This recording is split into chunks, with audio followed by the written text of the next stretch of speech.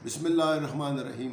السلام علیکم ناظرین، ہم لوگوں کا جو مزاج ہے وہ بن گیا ہے بریکنگ نیوز والا، گرما گرم خبروں والا، کہ جی رات کے اس پہر یہ ہوا، رات کے اس پہر یہ ہوا، عمران خان نے ایسا کر دیا، مولانا نے یہ پلاننگ بنا دی، نون لیگ کے وزیر مولانا کو منانے چلے گئے۔ ہم اس طرح کی گفتگو سن رہے ہیں اور ہم بریکنگ نیوز اور گرم گرم خبریں سنتے ہیں اور فوری طور پہ ہم چینل لگا دیتے ہیں کہ جی دیکھیں کیا ہوا ہے۔ ٹو میں لگے رہتے ہیں، کیا کرتے ہیں؟ ٹو میں لگے رہتے ہیں، اور اس ٹو میں لگے رہنے کی روش اور یہ گرما گرم خبروں نے ہمارا بھی دماغ خراب کر دیا ہے اور خبریں دینے والوں کا بھی دماغ خراب کر دیا ہے، اور جو اس خبروں کی زینت ہوتے ہیں ان کا دماغ تو آلریڈی خراب ہو چکا ہے۔ لیکن اس خرابی بسیار میں ہم اس قدر خود غرض ہو گئے ہیں اور اس قدر لا علم ہو گئے ہیں کہ ہمیں حقیقتوں کا علم ہی نہیں ہے، یا ہم علم لینا ہی نہیں چاہتے۔ ملک میں 95% کٹائی مکمل ہو چکی ہے، اس کے باوجود آٹے کا ریٹ آسمان پہ چڑھ رہا ہے۔ کل کے دن میں 3800 روپے ریٹ تھا فی 20 kg بیگ کا، یعنی 190 روپے کلو آٹا۔ آپ مجھے بتائیں نا، جب آپ دھرنوں میں جاؤ گے، جب آپ ریلیوں میں جاؤ گے، چاہے گزشتہ ریلیاں ہے چاہے آنے والی ریلی ہے، تو یہ ان لوگوں کی وجہ سے کیا نہیں ہوا؟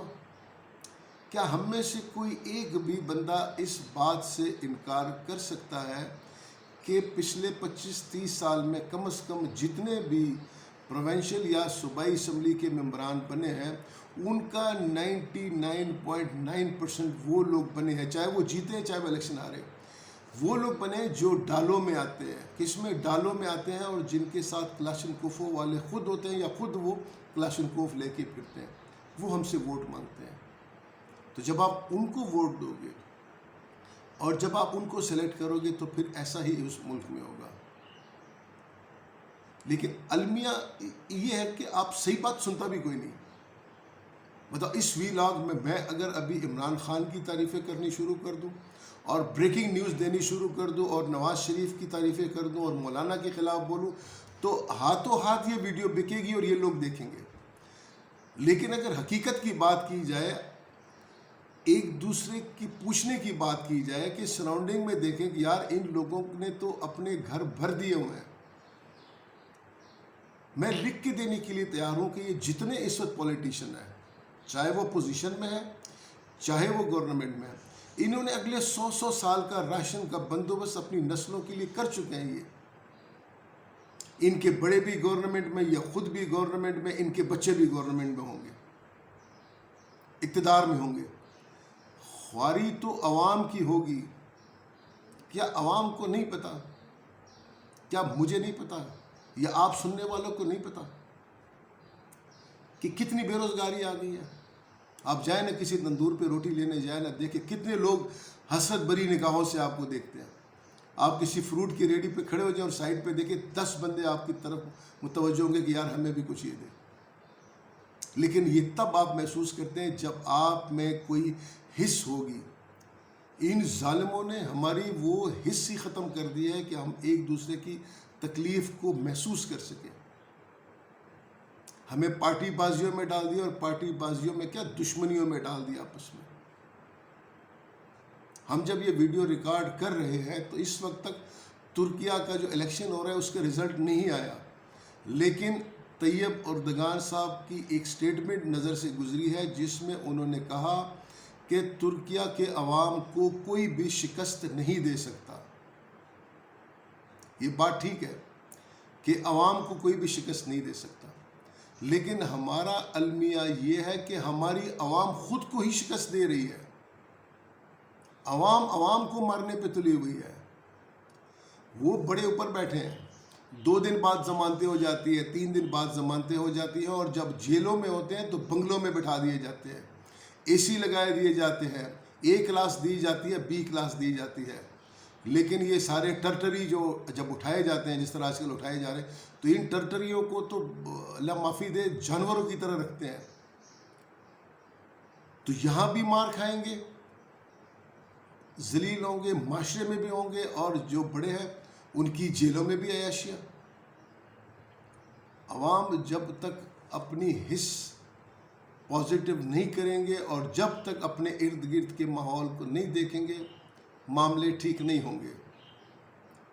لیکن پھر کہہ دوں، ہم یہ گفتگو سنتے ہی نہیں نا، ہم بریکنگ نیوز سنتے ہیں، بریکنگ نیوز سنتے ہیں، گرم گرم خبریں سنتے ہیں، گرم گرم خبریں سنتے ہیں. جب پروڈکٹیو اور تھنکنگ والی گفتگو کی جائے کہ یار کچھ تو کم از کم سوچو نا، کچھ سوچو، ان پہ گفتگو کرو. 22 کروڑ اور 24 کروڑ کا تذکرہ سب کرتے ہیں کہ جی سارے میرے پاس ہیں. عمران خان صاحب کہتے ہیں میرے پاس ہے، نواز شریف کہتے ہیں میں ان کا نمائندہ ہوں، مولانا صاحب کہتے ہیں میں نمائندہ ہوں. جبکہ ان کی ریلیوں میں اور ان کے جلسوں میں یہ ترم خان بن جائے نا تو 20 30 50 ہزار سے زیادہ لوگ ان کے پاس نہیں ہوتے. وہ بھی جب بہت بڑی ریلی ہوگی تو 50 ہزار بندہ نہیں ہوگا.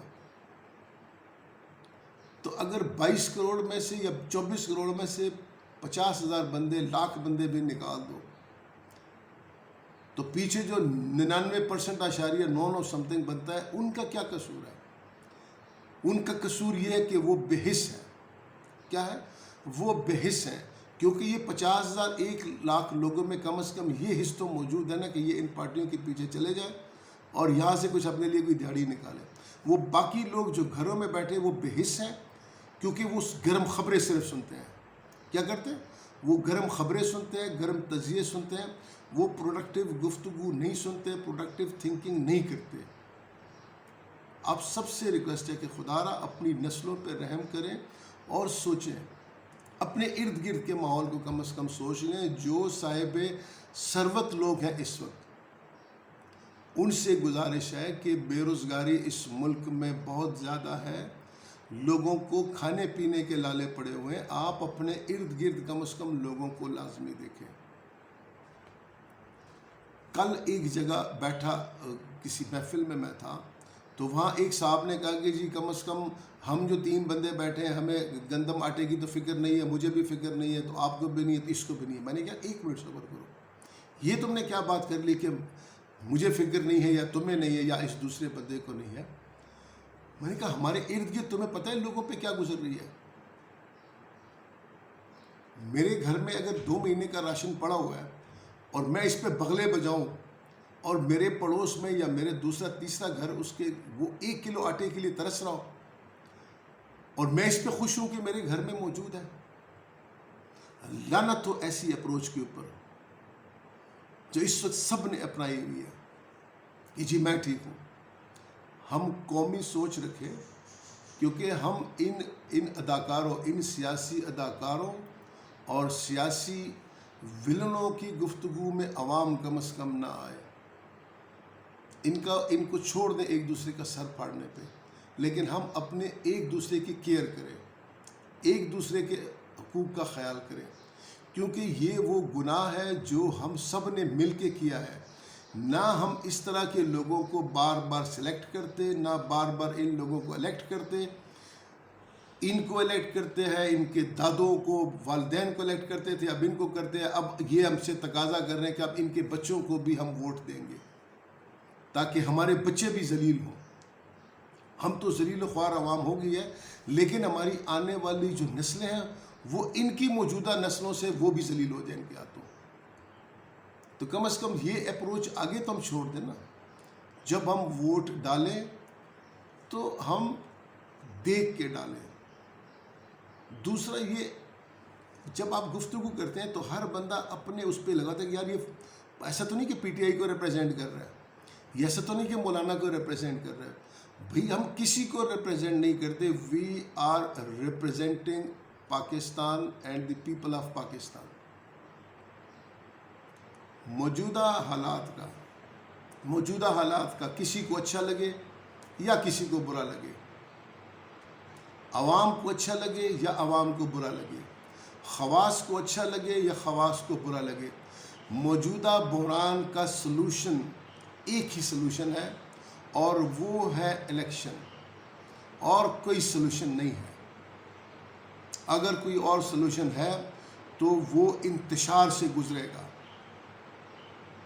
کیا ہوگا؟ انتشار سے گزرے گا، اور جس طرح پچھلے دھرنے میں اور مظاہروں میں درجنوں لوگ جاں بحق ہوئے، ہلاک ہوئے، ڈائریکٹ فائرنگ ہوئی، جتنا اس معاملے کو طول دیں گے اتنی ہلاکتیں ہوں گی، اتنی ہی تباہی آئے گی۔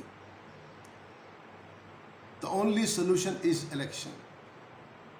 جب یہ بڑے اس پہ فیصلہ کریں گے، آئے میدان میں، بحث سے اور تکرار سے کچھ نہیں بنے گا۔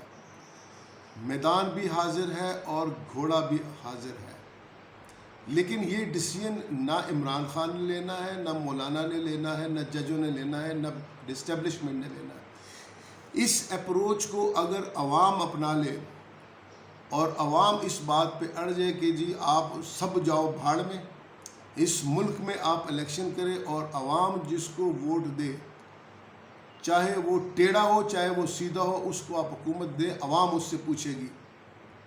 ٹھیکیداری کسی کی نہیں ہے، کسی ایک بندے کی ٹھیکیداری نہیں ہے، نہ کسی ادارے کی ٹھیکیداری ہے۔ یہ عوام اس ملک کا سرمایہ ہے، اور ہم اسلامی جمہوریہ پاکستان میں رہتے ہیں، لہٰذا اگر ہم نے یہاں پہ جمہوریت کو قائم رکھنا ہے تو ہم الیکشن کروائیں، ضد چھوڑ دیں، کیونکہ جب ضد آتی ہے تو پھر 1971 کے واقعات ہوتے ہیں، اور اس دفعہ ضد اور انا اس سے بہت زیادہ بڑھ گئی ہے۔ ضد چھوڑ دیں، ورنہ یہ اس طرح کی جو میں گفتگو کر رہا ہوں یہ ریکارڈ کا حصہ رہے گی کہ جی منتیں کی تھی ان لوگوں کی کہ آپ ضد چھوڑ دیں، آپ انا چھوڑ دیں، آپ عوام پہ رحم کریں۔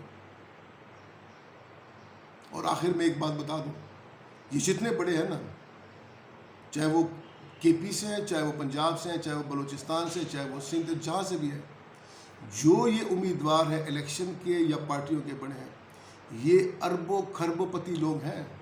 تم لوگوں نے اربوں خربوں ڈالروں میں بنا دیے، بس کر دیں، اپنی جھوٹی بدماشی اور جھوٹی اناؤں کو چھوڑ دیں، یہ دھمکیاں چھوڑ دیں۔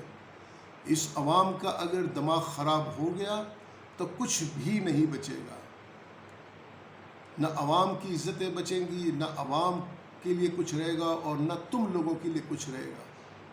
اگر تمہارے خاندان کے 2 4 10 15 بندے باہر چلے بھی جائیں نا، تو درجن بر اور 100 کے لگ بھگ یہاں رہ بھی جائیں گے، وہ بھی ذلیل ہوں گے۔ لہٰذا the only solution is election۔ یقیناً آپ بہت سارے لوگ اختلاف کر رہے ہوں گے، لیکن اگر کسی کے مائنڈ میں اس کے علاوہ کوئی سلوشن ہے جو انتشار کے بغیر ہو تو آپ بتا دیں۔ سلوشن کوئی نہیں بتائے گا، اعتراض کرے گا، کرٹیسزم کرے گا۔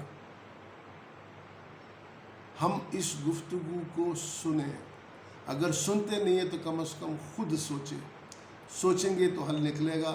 لڑنے سے حل، بدماشی سے حل نہیں نکلے گا۔ اگر ہر بندہ یہ کہہ دے کہ جی میرا موقف ٹھیک ہے اور ادھر ہی وہ ڈٹا رہا، تو پھر قاضی کیا کرے گا؟